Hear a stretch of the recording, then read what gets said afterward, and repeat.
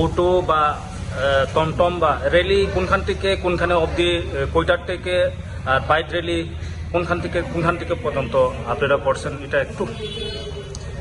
নমস্কার সাংবাদিক ভাইদের, আমার সাথে আছেন কাঞ্চনপুর মন্ডল কমিটির সভাপতি আদরণীয় বীরেন্দ্র কর মহাশয়।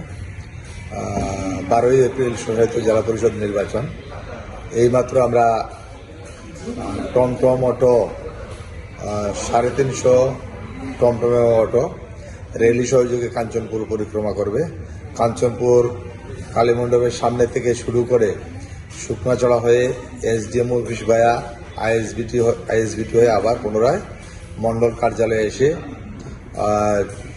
শেষ করবে র্যালিটা।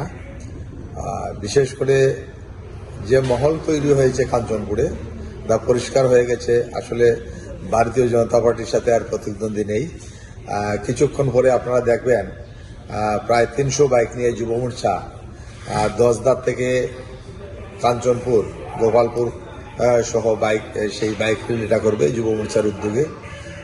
কাঞ্চনপুরের মানুষ সত্যি কথা বলতে গেলে এখানে সিপিএম আছে প্রতিদ্বন্দ্বী, আছে ত্রিপুরামতা, কিন্তু দেখা গেছে কাঞ্চনপুরের মানুষ বিশেষ করে একটা সাধারণ আসন এমনভাবেই তৈরি হয়েছে যেখানে অন্যান্য প্রতিদ্বন্দ্বী যারা আছেন ত্রিপুরামতা বা সিপিএম এর প্রার্থী যারা, আসলে ভারতীয় জনতা পার্টির সাথে কোনো প্রতিদ্বন্দ্বিতা হবে না।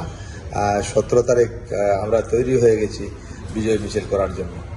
আচ্ছা, 3 নাম্বার সিটে স্যার শৈলেন্দ্রনাথ স্যার, কি মনে হয় আপনারা যে 3 নাম্বার সিটে কত ভোট নিয়ে বা পাস করবেন, এই নিয়ে একটু বিষয়টা? অন্তত ডিফারেন্স 7 থেকে 8,000 ভোটের ডিফারেন্স হবে।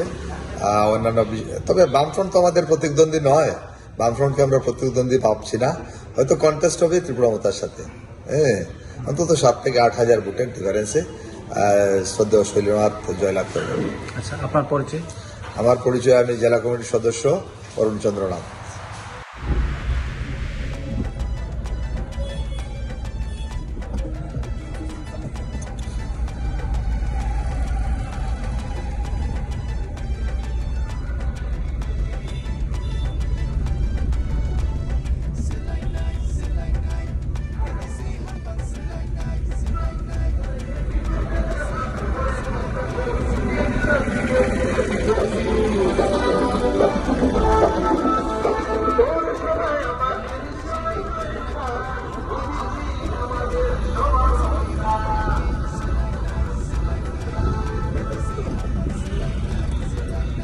Thank you.